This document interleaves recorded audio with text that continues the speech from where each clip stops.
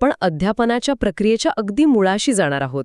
म्हणजे बघा, अध्यापन ही काही यादृच्छिक किंवा अचानक घडणारी गोष्ट नाहीये. नाही, अजिबात नाही. ती एक अत्यंत सुनियोजित, विचारपूर्वक आखलेली आणि मानवी मेंदूच्या कार्यपद्धतीला अनुसरून चालणारी अंतर्क्रिया आहे. हो. आणि म्हणूनच या नोट्समध्ये सुरुवातीलाच काही महत्त्वाच्या विचारवंतांच्या व्याख्या दिल्या आहेत, ज्या या प्रक्रियेचा मूळ हेतू स्पष्ट करतात. विओ स्मिथ आणि शेफलर यांच्या व्याख्या. हो, त्यांचा संदर्भ इथे खूप महत्त्वाचा ठरतो. त्यांच्या मते अध्ययन घडण्याचा उद्देशाने केलेली कृती म्हणजे अध्यापन. इथे उद्देश हा शब्द खूप लक्षवेधी आहे असं मला वाटतं. नक्कीच, कारण उद्देशाशिवाय ती फक्त एक बडबड ठरते. तेच तर. म्हणजे जर समोरच्या व्यक्तीच्या ज्ञानात, वर्तनात किंवा विचार करण्याच्या पद्धतीत काही सकारात्मक बदल घडवून आणण्याचा हेतूच नसेल, तर त्याला अध्यापन कसं म्हणता येईल? तो हेतूच अध्यापनाला एका साध्या संवादापासून वेगळे करतो. याच संकल्पनेला अधिक सखोलपणे समजून घेण्यासाठी डंकन या तज्ज्ञाने मांडलेले विश्लेषण पाहणे योग्य ठरेल. मी वाचले त्याप्रमाणे डंकन यांनी अध्यापनाचे 4 मुख्य स्तंभ सांगितले आहेत. अच्छा, 4 स्तंभ. हो. पहिला स्तंभ आहे अभ्यासक्रम, म्हणजे नेमके काय शिकवायचे आहे याचा स्पष्ट आराखडा. दुसरा स्तंभ आहे नियोजन. हे ज्ञान समोरच्यापर्यंत कसे पोहोचवायचे याची पूर्वतयारी. तिसरा म्हणजे सूचना व कृती, म्हणजेच प्रत्यक्ष वर्गात घडणारी आंतरक्रिया. आणि चौथा, जो बऱ्याचदा दुर्लक्षित राहतो, तो म्हणजे मूल्यमापन. हे ऐकायला खूप तर्कशुद्ध वाटतंय, पण मला इथे एका गोष्टीबद्दल विचार करायला आवडेल. बोला ना. जर या 4 पैकी एखादा स्तंभ कमकुवत असेल तर काय होतं? समजा नियोजन खूप छान आहे, पण मूल्यमापन झालंच नाही, तर ती प्रक्रिया पूर्ण कशी मानली जाईल? अत्यंत अचूक प्रश्न विचारलात. जर मूल्यमापन झाले नाही तर आपण अंधारात बाण मारल्यासारखे होते. अगदी. आपण जे शिकवले ते समोरच्याला खऱ्या अर्थाने समजले आहे का हे तपासल्याशिवाय पुढच्या टप्प्यावर जाताच येत नाही. मूल्यमापन म्हणजे केवळ परीक्षा घेणे नाहीये, तर ती एक प्रकारची फीडबॅक सिस्टम आहे. म्हणूनच हे 4ही स्तंभ एकमेकांवर अवलंबून आहेत आणि यातूनच खऱ्या अर्थाने अध्यापन घडते. या संपूर्ण प्रक्रियेकडे पाहताना मला एखाद्या प्रवासाची उपमा आठवते. प्रवासाची उपमा छान आहे. हो, कारण बर्टन या शिक्षण तज्ज्ञाने जी व्याख्या केली आहे ती याच प्रवासाशी मिळती-जुळती आहे. त्यांच्या मते अध्यापन म्हणजे अध्ययनासाठी चेतना, मार्गदर्शन व प्रोत्साहन होय. बरोबर. म्हणजे शिक्षक हा एखाद्या गाईड किंवा वाटाड्यासारखा असतो. वाटाड्या कधीही प्रवाशाला स्वतःच्या पाठीवर बसून डोंगर चढवत नाही. तो फक्त रस्ता दाखवतो. हो, कुठे खाचखळगे आहेत ते सांगतो आणि प्रवाशाला स्वतः चालायला प्रवृत्त करतो. खूपच समर्पक अशी ही उपमा आहे. शिक्षक ज्ञानाचे केवळ हस्तांतरण करत नाही, तर तो शिकण्याची भूक निर्माण करतो. आणि याच उपमेला पुढे नेत अध्यापन प्रक्रियेचे स्वरूप नक्की कसे असते हे समजून घेणं रंजक ठरते. सुरुवातीच्या काळात म्हणजे जॉन ॲडम्स यांच्या मते ही प्रक्रिया द्विकेंद्रात्मक किंवा बायपोलर मानली जात असे. म्हणजे 2 केंद्रे. हो. याचा अर्थ या प्रक्रियेत 2 मुख्य केंद्रे आहेत, शिक्षक आणि विद्यार्थी. पण आधुनिक शिक्षणशास्त्रात ही प्रक्रिया केवळ एकांगी राहिलेली नाही. म्हणजे फक्त शिक्षकाने बोलायचं असं नाही. शिक्षक बोलतोय आणि विद्यार्थी निष्क्रियपणे ऐकतोय असे आता चालत नाही. ही पूर्णपणे एक आंतरक्रियात्मक किंवा इंटरॅक्टिव्ह आणि उद्दिष्टांवर आधारित प्रक्रिया बनली आहे. आता इथून पुढचा भाग खरोखरच खूप रंजक आहे. हो का? हो, कारण जेव्हा आपण विद्यार्थ्याच्या सक्रिय सहभागाचा विचार करतो तेव्हा जॉन ड्यूवी या तत्त्वज्ञाचे नाव प्रकर्षाने समोर येते. अगदी बरोबर. सरांच्या नोट्समध्ये जॉन ड्यूवींच्या कृतीतून शिक्षण, ज्याला आपण लर्निंग बाय डुईंग म्हणतो, या तत्वावर विशेष भर दिलेला दिसतो. नोट्समधील त्या 3ऱ्या MCQचा संदर्भ घेतला तर हे स्पष्ट होतं. पारंपरिक पाठांतराच्या पद्धतीला हा एक मोठा छेद होता. जोपर्यंत मुलं स्वतःच्या हाताने काही करत नाहीत, स्वतः अनुभव घेत नाहीत, तोपर्यंत ते ज्ञान त्यांच्या अंगोळणी पडत नाही. बरोबर आहे. आणि हे तत्व केवळ कागदावर चांगले वाटत नाही, तर ते अध्यापनाच्या 7 मूलभूत घटकांना अर्थ प्राप्त करून देते. 7 घटक? हो. कोणत्याही प्रभावी अध्यापनासाठी हे 7 घटक एकत्र काम करणे आवश्यक असते.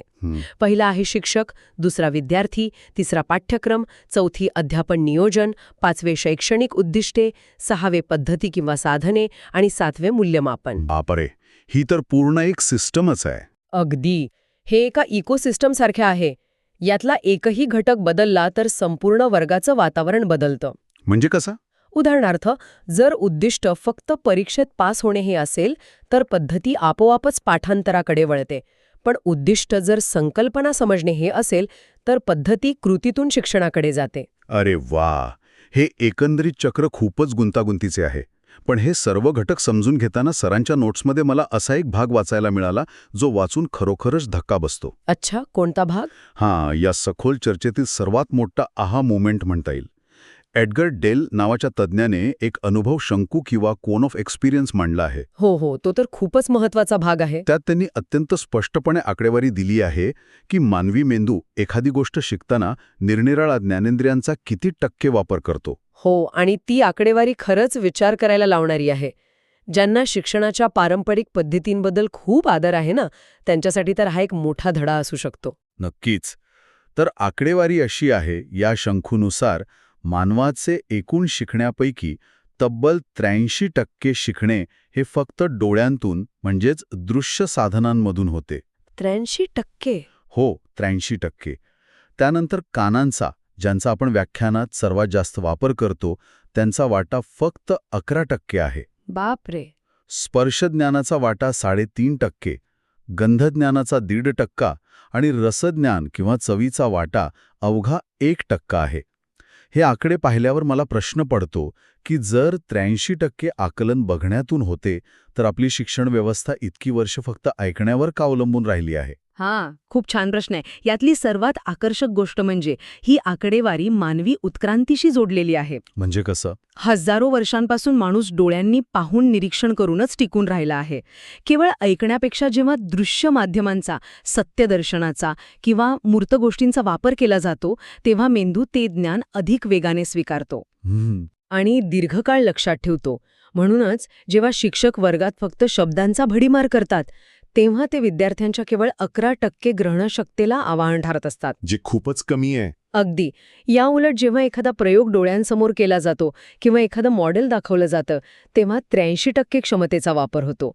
त्या चौथ्या MCQमध्ये याचा अचूक संदर्भ दिलाय. दृक्श्राव्य साधनांचा वापर आधुनिक शिक्षणात इतका महत्वाचा का मानला जातो याचं हेच वैज्ञानिक कारण आहे. हे ऐकल्यावर जाणवतं की प्रभावी शिक्षण देणं हे किती कौशल्याचं काम आहे. नुसते वर्गात जाऊन उभे राहणे आणि माहिती देणे यात काहीच अर्थ नाही. अजिबात नाही. आणि म्हणूनच हे कौशल्य आत्मसात करण्यासाठी शिक्षकाला एका विशिष्ट मानसिक आणि प्रत्यक्ष प्रक्रियेतून जावं लागतं. फिलिप जॅक्सन यांनी अध्यापनाच्या ज्या 3 मुख्य अवस्था सांगितल्या आहेत त्याचा संदर्भ या नोट्समध्ये अतिशय नेमकेपणाने आलाय. होय, फिलिप जॅक्सन यांनी अध्यापनाला एका वेगळ्या दृष्टिकोनातून पाहिले आहे. त्यांनी या प्रक्रियेची 3 टप्प्यात अतिशय सुलभ विभागणी केली आहे. ते कोणते टप्पे? पहिली अवस्था म्हणजे प्रथमावस्था किंवा प्री ॲक्टिव्ह फेज.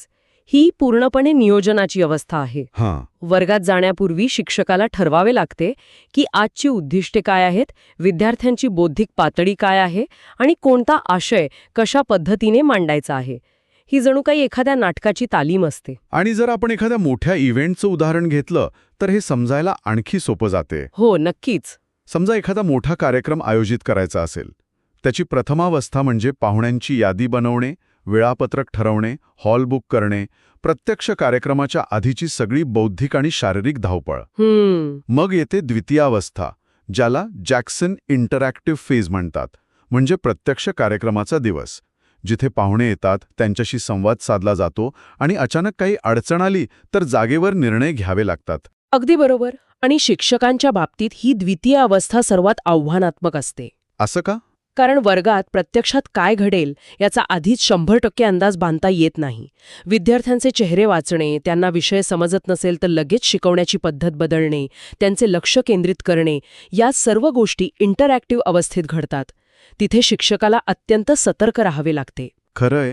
आणि यानंतर येते ती तृतीय अवस्था किंवा पोस्ट ॲक्टिव्ह फेज. म्हणजे कार्यक्रम संपल्यावरचा आढावा घेणे, काय चांगले झाले, कुठे चुका झाल्या याचे ॲनालिसिस करणे. शिक्षण प्रक्रियेत हे मूल्यमापन आणि फीडबॅकचे काम करते, बरोबर ना? हो, अगदी अचूक. पण मला एक सांगा, या द्वितीय अवस्थेत म्हणजे प्रत्यक्ष वर्गात शिकवताना कोणत्या पद्धतींचा वापर करायचा यावर बरेच मतभेद दिसून येतात. सरांच्या नोट्समध्ये अध्यापन पद्धतींचे मुख्यत्वे 3 गटांत वर्गीकरण केलेले दिसते. होय, ते वर्गीकरण खूप महत्वाचे आहे. पहिला गट आहे शिक्षक प्रधान पद्धती किंवा टीचर सेंटर्ड मेथड्स. यात व्याख्यान पद्धती, कथन किंवा दिग्दर्शन, ज्याला आपण डेमॉन्स्ट्रेशन म्हणतो, यांचा समावेश होतो. इथे शिक्षक माहितीचा मुख्य स्रोत असतो आणि त्याचे संपूर्ण वर्गावर नियंत्रण असते. पण आजच्या काळात ही पद्धत पुरेशी मानली जात नाही. आणि म्हणूनच दुसऱ्या गटाचा उदय झाला असावा, विद्यार्थी प्रधान पद्धती, ज्याला स्टुडंट सेंटर्ड मेथड्स म्हणतात. हो, यात चर्चा पद्धत, प्रयोगशाळा पद्धत आणि प्रकल्प पद्धतीचा समावेश होतो. पण या नोट्समध्ये एक तिसराही गट आहे, आशय प्रधान पद्धती किंवा कंटेंट सेंटर्ड मेथड्स, ज्यामध्ये उद्गामी आणि अवगामी पद्धती सांगितल्या आहेत. थांबा, हे उद्गामी आणि अवगामी म्हणजे नक्की काय? हे शब्द थोडे जड वाटतात. सोप्या भाषेत कसे सांगता येईल? नक्कीच, हे समजायला खूप सोपे आहे. उद्गामी किंवा इंडक्टिव्ह पद्धत म्हणजे आधी अनेक उदाहरणे देणे आणि त्यावरून एखादा नियम किंवा निष्कर्ष काढायला लावणे. अच्छा, म्हणजे आधी उदाहरणे. हो, उदाहरणार्थ वेगवेगळ्या झाडांची पाने खाली पडताना दाखवणे आणि त्यावरून गुरुत्वाकर्षणाचा नियम समजावून सांगणे. या उलट अवगामी किंवा डिडक्टिव्ह पद्धत म्हणजे आधी नियम किंवा सूत्र सांगणे आणि मग त्यावरून उदाहरणे सोडवणे. जसे गणितात आपण आधी सूत्र सांगतो आणि मग त्यानुसार गणिते सोडवायला देतो. ह्या दोन्ही पद्धती विषयाच्या आशयानुसार वापरल्या जातात. अरे, हे खूपच स्पष्ट झाले. आणि जर आपण याचा मोठ्या संदर्भाशी संबंध जोडला तर आजकालची शिक्षण व्यवस्था ही विद्यार्थी प्रधान आणि उद्गामी पद्धतींकडे का झुकत आहे याचं कारण समजते. हो, त्या 5व्या MCQ मध्ये जो मुद्दा मांडलाय तोच हा. हो ना, आजच्या काळात माहिती मिळवणे अवघड राहिलेले नाही, ती इंटरनेटवर मोफत उपलब्ध आहे. त्यामुळे विद्यार्थ्यांच्या डोक्यात फक्त माहिती भरणे हे आता शिक्षणाचे मुख्य उद्दिष्ट राहिलेले नाही. अगदी. तर त्या माहितीचे विश्लेषण कसे करायचे, स्वतःचे निष्कर्ष कसे काढायचे हे शिकवणे जास्त महत्त्वाचं झाले आहे. आणि ते चर्चा आणि प्रकल्प पद्धतीतूनच शक्य आहे. अगदी योग्य विश्लेषण केलंत.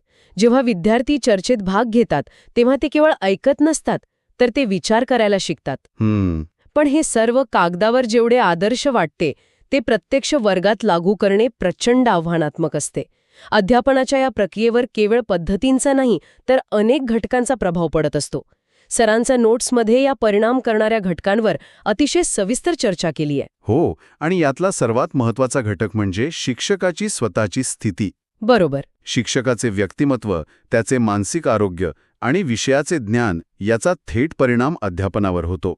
आपण अनेकदा विसरून जातो की शिक्षक हे यंत्र नसून माणसे आहेत. खरंय. जर एखादा शिक्षक मानसिकदृष्ट्या थकला असेल तर तो वर्गात चर्चा घडवून आणण्याइतपत ऊर्जा दाखवू शकणार नाही. तो कदाचित सोप्या वाटणाऱ्या व्याख्यान पद्धतीचा आधार घेईल. त्यामुळे विद्यार्थ्यांच्या शिकण्यावर थेट परिणाम होतो. आणि केवळ शिक्षकच नाही तर शैक्षणिक वातावरण हा घटकही तितकाच प्रभावी असतो. म्हणजे शाळेचं वातावरण? हो, शाळेचे किंवा संस्थेचे वातावरण कसे आहे? तिथे मोकळेपणा आहे का की फक्त शिस्तीचा बडगा उगारला जातो? या वातावरणाचा विद्यार्थ्यांच्या शिकण्याच्या गतीवर परिणाम होतो. म्हणूनच या नोट्समध्ये अध्यापनाच्या काही महत्त्वाच्या तत्वांचा उल्लेख केला आहे, ज्यातील लोकशाही प्राधान्यता हे तत्व अत्यंत कळीचे आहे. लोकशाही प्राधान्यता म्हणजे वर्गात हुकुमशाही नसावी? अगदी.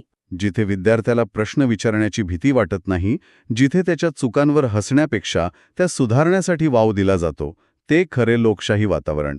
हुकुमशाही असलेल्या वर्गात विद्यार्थी कदाचित शांत बसतील, पण ते शिकतीलच याची खात्री देता येत नाही. प्रत्येक विद्यार्थ्याला समान वागणूक मिळणे आणि त्यांच्यातील वैयक्तिक फरकांचा आदर करणे हेच या तत्वाचे सार आहे असं मला वाटतं. अगदी बरोबर. खऱ्या अर्थाने शिकणे तेव्हाच घडते जेव्हा मन मोकळे असते. भीती आणि तणावाच्या वातावरणात मेंदू नवीन गोष्टी स्वीकारण्यास नकार देतो. हो, म्हणूनच लोकशाही तत्व हे केवळ एक आदर्श मूल्य नाही, तर ते मेंदूच्या शिकण्याच्या प्रक्रियेसाठी आवश्यक असलेली एक पुरवठ आहे. शिक्षकाला या सर्व गुंतागुंतीच्या गोष्टी एकाच वेळी हाताळाव्या लागतात. तर या सगळ्याचा नेमका अर्थ काय होतो? आजच्या या सखोल चर्चेतून आपण जे काही समजून घेतले त्यावरून एक गोष्ट अगदी लख्खपणे समोर येते. ती कोणती? अध्यापन हे केवळ माहितीचे एका डोक्यातून दुसऱ्या डोक्यात स्थलांतर नाही. ते एक अत्यंत गुंतागुंतीचे मानवी मानसशास्त्र, समजून घेणारे, परिस्थितीनुसार स्वतःला बदलणारे आणि सातत्याने चालणारे जिवंत शास्त्र आहे. शिक्षकाला एकाच वेळी एक उत्तम नियोजक, संवेदनशील मार्गदर्शक आणि तटस्थ मूल्यमापन करता असावं लागतं.